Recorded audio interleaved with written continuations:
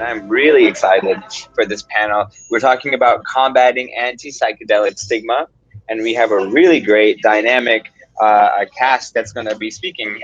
Theo Fleury, we have Dr. ABID NAZEER, we have Travis Hayes, Dr. Ian RABB, and I really look forward to everyone. Oh, Hayim Raclaw as well. I really look forward to you guys having a great conversation and an important conversation today about combating the stigma. So I'm going to give you guys the mic, and Travis, you're here as well. I'm glad that you're on stage, and I look forward to I look forward to your discussion. So thank you, and I'm going to get off camera, and the stage is all yours, guys. Thank you very much. Gentlemen, much appreciate everybody's participation on this panel. Looking forward to the conversation. In the interest of grounding everybody, I think it's best to start with some introductions and backgrounds, because we're coming at this from different angles. My background is that of 23 years in healthcare technology, from the diagnostic side to the delivery of care side, and recently, in the last 18 months, I've taken on the role of a CEO of a company involved in psychedelics, and I've met with both embracing and resistance from people I've worked with in the past. So I'm considering stigma from that way, but I really like to focus on both from people who've dealt with substance abuse problems and people who are helping people through substance abuse problems. So with us, between Travis, Theo, Ian, and ABID, we have all those dynamics covered. So in the sequence that I'm seeing you on my screen, I'd like to ask for introductions and a bit about your story. We have about 50 minutes, if I'm looking at the clock correctly. So please don't truncate your story too much.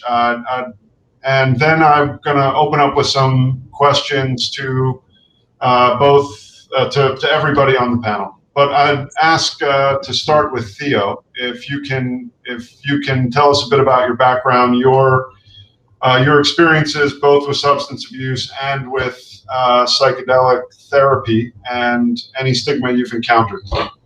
Right. So I played professional hockey for 15 years, and 12 and a half years ago, I wrote a book called Playing with Fire, which was my life story, where, I talked about my trauma history, and from that, I became an advocate and an activist in the field of trauma, mental health, and addiction. And I've been in this space now for about 15 years because I've been sober that long.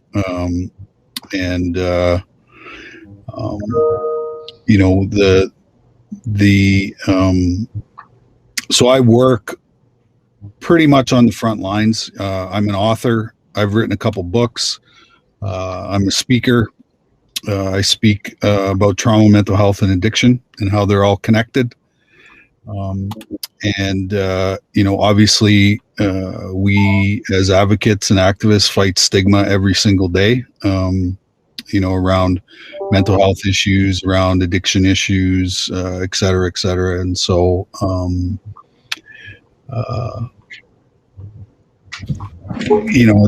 what I find interesting is, what brings us into these categories of mental health and addiction. And I believe the stigma is we haven't created a safe space in society to talk about trauma. I was raped 150 times by my coach as an adolescent, and it took me almost 30 years to be able to talk about it publicly or even privately with trusted people. And so I believe that the stigma that's attached to all this is trauma, and it's trauma that brings us into these categories and these rooms and therapy and, you know, all that stuff and psychedelics and all that. And so, you know, I'm new to the psychedelic space. And how I got involved in Ibogaine was, you know, I like the fact that that, you know, the treatment models that we've used in the past aren't necessarily the most effective, and, you know, I really believe that you know, the treatment model has to change. You know, we can have all kinds of medicines and we can have all kinds of you know, lotions and potions, but ultimately it comes down to you know, finding the right formula, which is very individual. You know, I think there's thousands of different kinds of therapeutic processes, and it's just, you know, being able to to narrow those down to whatever fits with you. Because when we deal with our trauma, I think that's when you know, when the world starts to really open up for us. And I believe it's a 3-step process. It's hang on one second. It's physical, it's emotional, and it's spiritual health. And you know, those 3 things have to be, you know, front and center. And it's a long process. You know, I always stand on stage and say I'm in therapy for the rest of my life, and you know, I'm completely okay with that. You know, and it's a commitment, it's a decision, and it's a choice.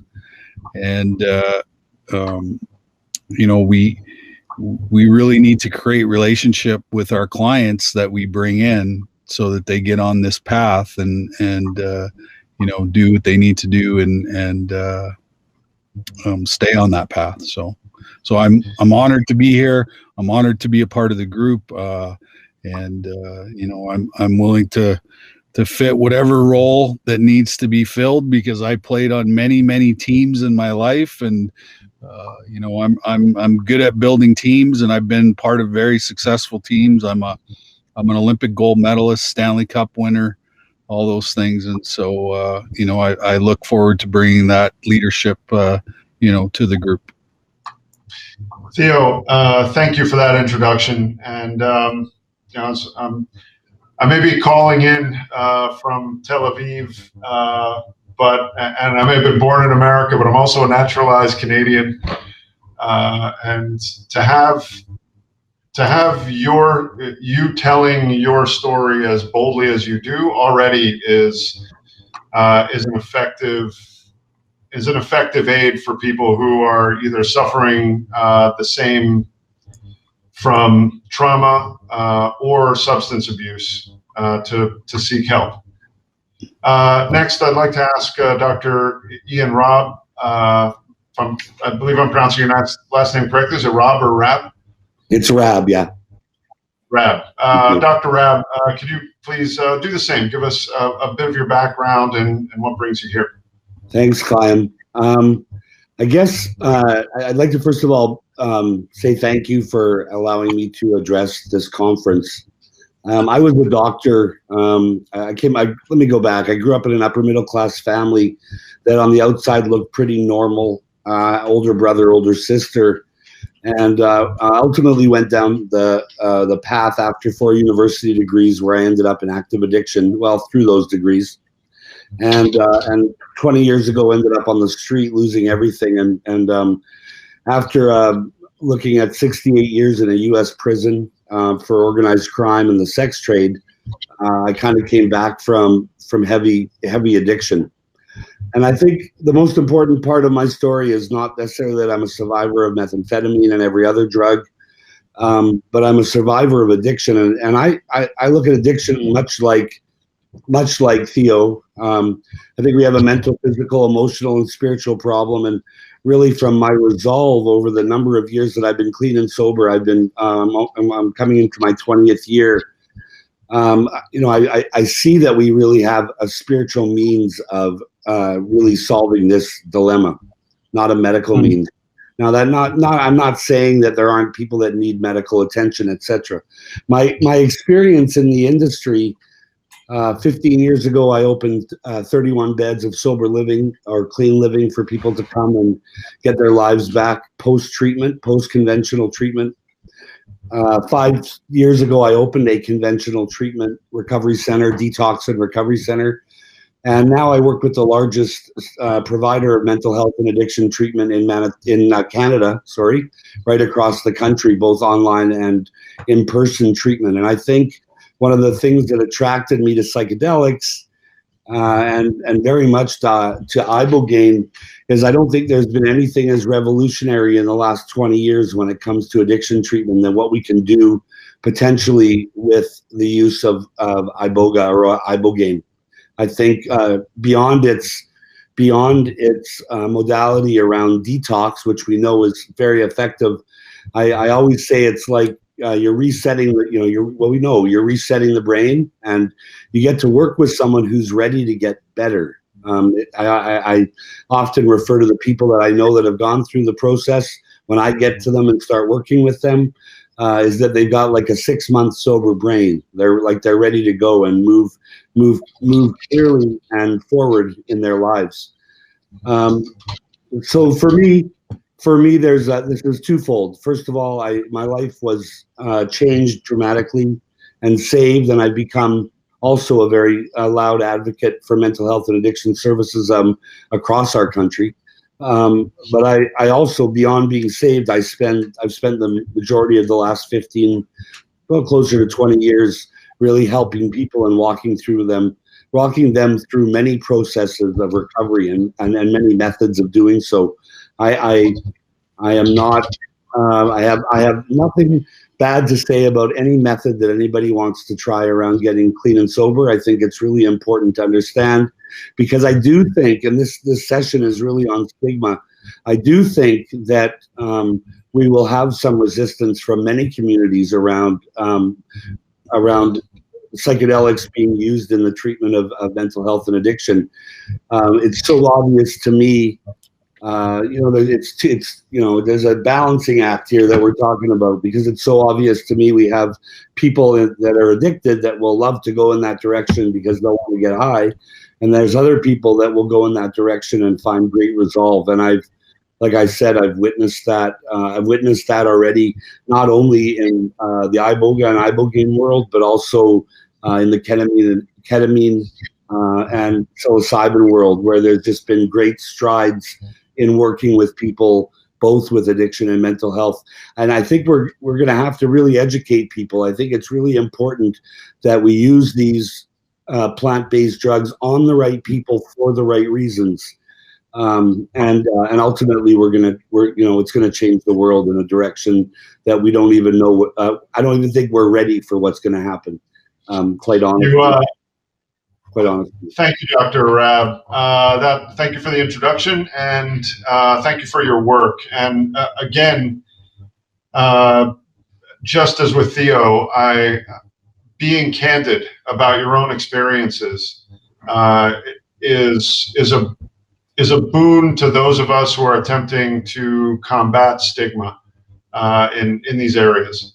And you mentioned ketamine and the expanding use of these therapies. That's the perfect pivot to the next person on the list, which is Dr. ABID NAZEER, who's joining us from Chicago. I'm the Chief Medical Officer of Symmetria Recovery, which is an opiate treatment program at about 14 locations nationally. And then my private practice is APS ketamine, and I now will be joining with Psytech. It's basically a psychiatric run ketamine practice. And I think that really looking back, it was being the first psychiatric ketamine practice in the area. I think when we look at stigma was very apparent as I opened this practice.